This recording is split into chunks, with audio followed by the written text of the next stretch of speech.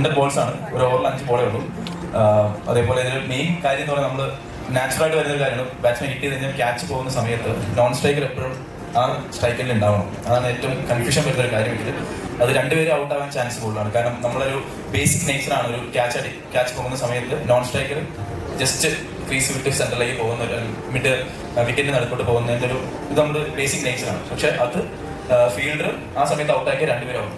അതാണ് ഇതിലൊരു ബെസ്റ്റ് ഒരു ഗെയിം അവയർനെസ് ഉണ്ടാകുന്ന ഒരു കാര്യം. കാരണം ബോളിംഗ് ടീമിന് ഒരു അവയർനെസ് ഉണ്ടെങ്കിൽ രണ്ടുപേരെ ഔട്ടാക്കാം, ബാറ്റിംഗ് ടീമിന് ആ നോൺ സ്ട്രൈക്കർ തന്നെ അവിടെ പോയി തിരിച്ചു 2 റൺ കൊടുക്കാൻ കഴിയും. സോ അത് മാത്രം മനസ്സിലാക്കുക. ബാക്കിയെല്ലാം ഇതിൻ്റെതായ കാര്യങ്ങൾ ഒരുപാട് പേര് വരുന്നുണ്ട്. പിന്നെ ലാസ്റ്റ് ബോൾ 6 അടിച്ച് കഴിഞ്ഞാൽ 12 റൺ ഉണ്ടാവും. അതുപോലെ ലാസ്റ്റ് ബോൾ 6 അടിച്ചാൽ 12 റൺ ഉണ്ട്. അതും കൂടെ ഒന്ന് മനസ്സിൽ വെച്ചോളാം. ഓക്കെ, ലാസ്റ്റ് ബോൾ 6 അടിച്ചാൽ 100ാമത്തെ ബോൾ 6 അടിച്ചാൽ 12 റണ്ണാണ്. അതുപോലെ മോളിൽ കളിക്കുന്ന ഒരു ബാറ്റ്സ്മാൻ 50 അടിച്ചാൽ റിട്ടയർഡ് ആവണം. പിന്നെ ലാസ്റ്റ് ഇറങ്ങാൻ പറ്റും. സോ അങ്ങനെ ഒരു സാധനമുണ്ട്. ഒരുപാട് നല്ല രസമുള്ള സംഭവമാണ്. നിങ്ങൾ ഒരുപാട് കോംപ്ലിക്കേറ്റഡ് ആക്കേണ്ട, ഞാൻ കളിച്ച കാര്യമാണ്.